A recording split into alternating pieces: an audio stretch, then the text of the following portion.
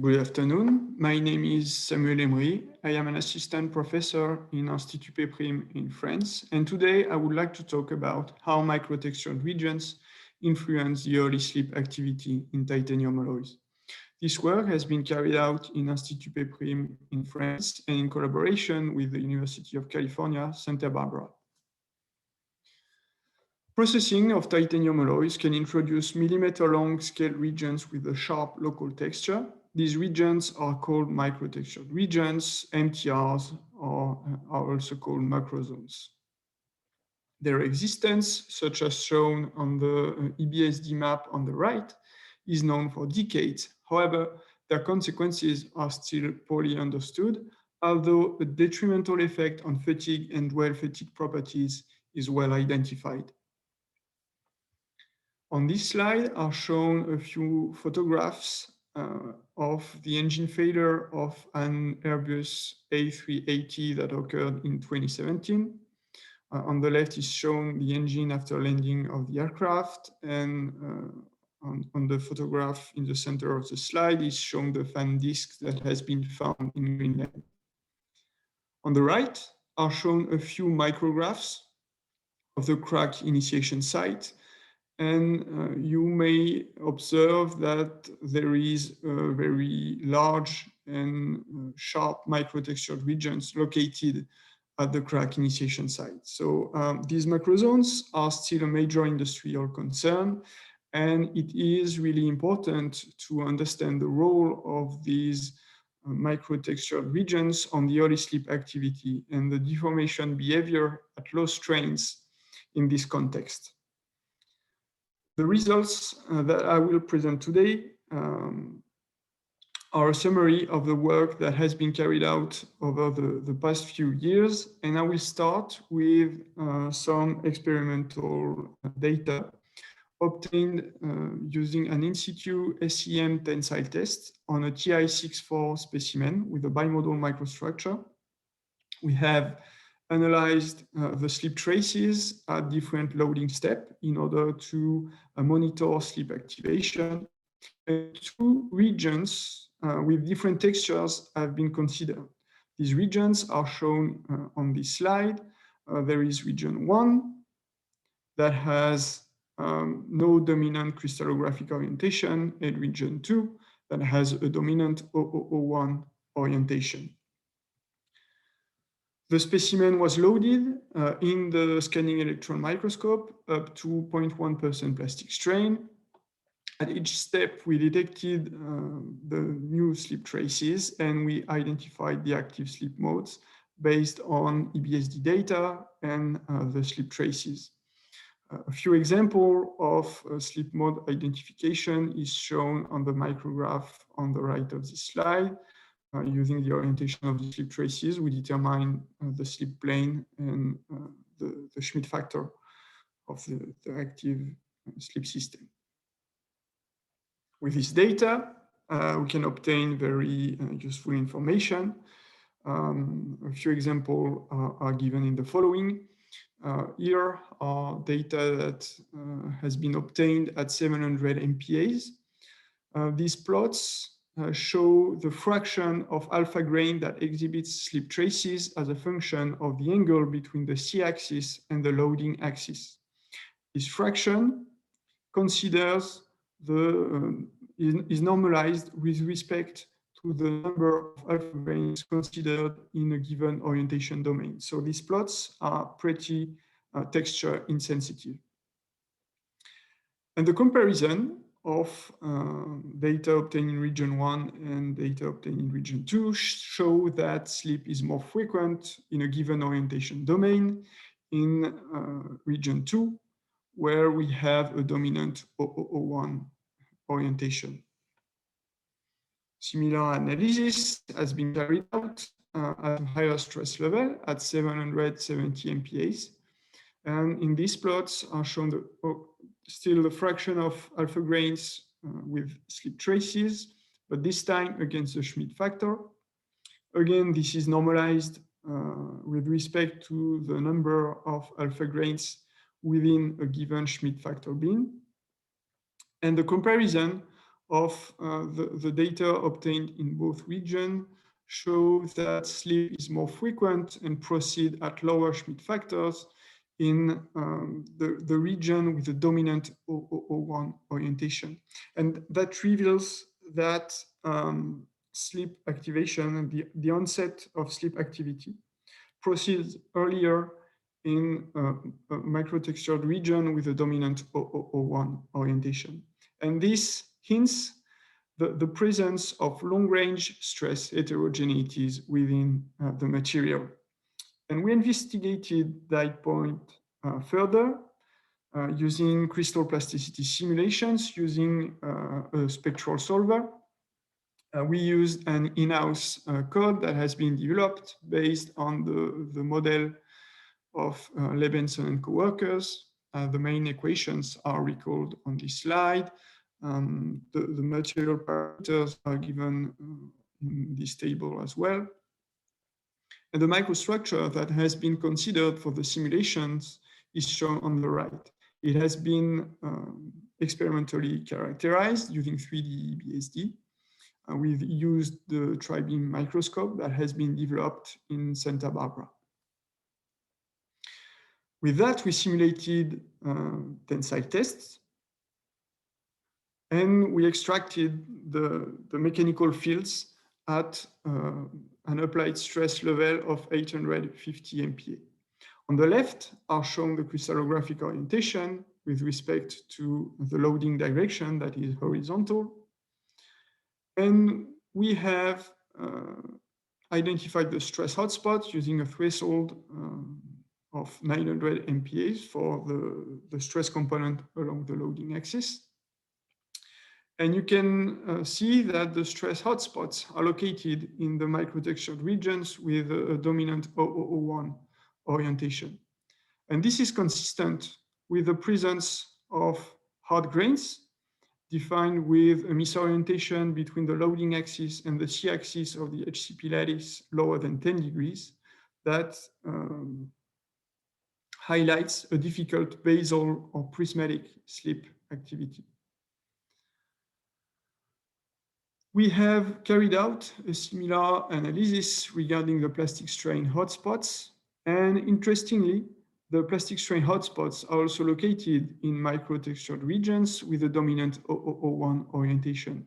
So that shows that these macrozones with this dominant 001 orientation have a very specific role as they gather at the same time the stress and the plastic strain hotspots. With this, we have obtained interesting information about the role of macrotextured regions, but we don't have information about the difference between a microstructure with a high degree of microtexture and a microstructure with a lower degree of microtexture. What happens if we don't have these macrozones? We investigated that using a synthetic microstructure that has been generated based on the experimental microstructure, but we have shuffled all the crystallographic orientations in order to remove these macrozones. And by doing so, we keep the same overall texture for the microstructural region that is considered. We simply reduce the degree of microtexture.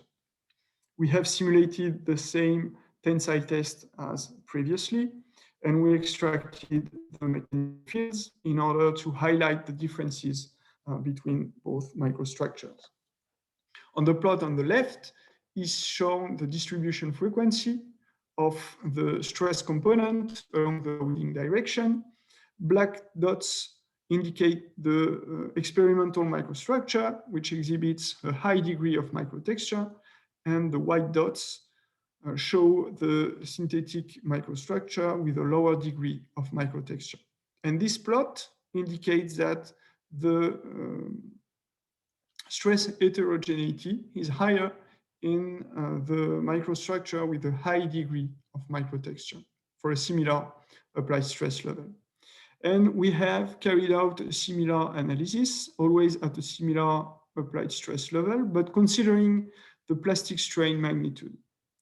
And the microstructure with a high degree of microtexture exhibits higher plastic strain values than the microstructure with a lower degree of microtexture. So that shows that a high degree of microtexture leads to exacerbated stress and plastic strain heterogeneities. And we also observed a difference in the macroscopic stress strain behavior. The stress strain curve are plotted in the center of the slide. The blue curve corresponds to experimental data obtained using a tensile test. The stress strain curve obtained with the experimentally characterized microstructure is the black curve, and the red curve corresponds to the stress strain curve for the synthetic dataset with a lower degree of microtexture. And you may notice that the yield strength is higher for the microstructure with a low degree of microtexture. And the difference is quite noticeable as it reaches 45 MPAs in that case. So the exacerbated heterogeneities at the grain scale are also associated with a substantial yield strength decrease. With that, we have obtained a lot of information about how microtextured regions influence the mechanical behavior, but we still lack predictive capabilities on how a given macrozone with its own features will influence the mechanical behavior. To investigate that point further, we have generated several microstructures with idealized macrozones. We have considered spherical microtextured regions, oblate spheroid microtextured regions, and prolate spheroid microtextured regions. We have also changed the size of these microtextured regions. This is shown in this table. And we have added another polycrystalline aggregate where we shuffle over crystallographic orientation in order to avoid the presence of macrozones. All the microtextured regions that we considered in this study exhibit a dominant 001 orientation, as we shown previously that these were the most critical macrozones.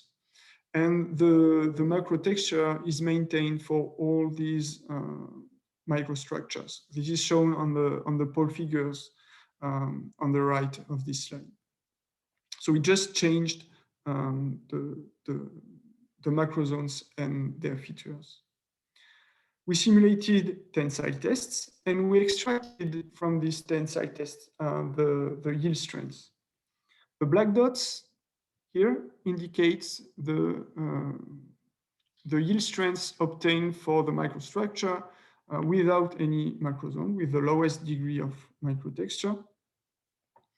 And you can see that the introduction of a macrozone leads to a decrease in yield strength. And an increase in size of the macrozone also leads to further decrease in yield strength. The yield strength also decreases with respect to the size, to the shape of the macrozone. The yield strength is decreasing from the sphere to the prolate spheroid, considering a similar macrozone volume fraction. So the behavior of the microstructure is very sensitive to the size and the shape of the macrozone. And these trends have been found very similar considering the maximum stress and plastic strain values. I won't give much detail, but you can find additional information in the corresponding paper. We have also investigated the location of the stress and plastic strain hotspots. Let's begin with stress hotspots. For all the microstructure that we have considered, the stress hotspots, the grain with the highest average stress along the loading direction, is located at the interface between the macrozone and the surrounding region. The crystallographic orientation are shown on this slide, and On one side, the surrounding grains are red, which indicates orientation close to 0001. And on the other side, the neighborhood is composed of softer grains, well oriented for basal or prismatic slip. But again, all these stress hotspots were located at the interface between the macrozone and the surrounding region. And finally, we have also investigated the location of the plastic strain hotspots, and we have obtained a very interesting observation. For all the microstructures, the plastic strain hotspot was located in the same grain with the same neighborhood.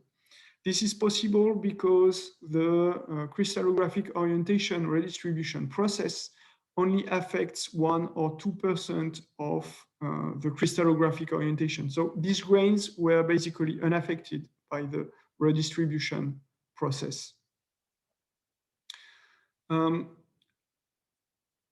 Hotspots were located in the same grains, but the plastic strain values were substantially different depending on the size and the shape of the macrozone. This is shown on this slide. And that reveals a non-local effect of these microtextured regions. The size and the shape and the features of the macrozone that is away from the grain that we consider as a substantial influence on these local mechanical fields.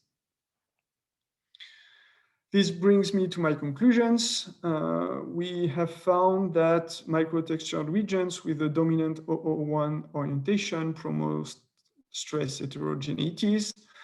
This leads to an early slip activity in grains well oriented for basal slip in these microtextured regions. We observe that the yield strength is sensitive to the presence, but also the features of the MTRs. We also have observed that stress and plastic strain hotspots are sensitive to the features and the presence of the MTRs. Spheroids, which are most representative of actual microtextured regions, are also the most detrimental, and therefore 3D characterization is mandatory to obtain an accurate description of the 3D morphology of the macrozones. And we have to consider non-local effects that can influence the mechanical fields at a given point, even far away from the macrozone. Thank you for your attention, and additional data and information are available in the following papers.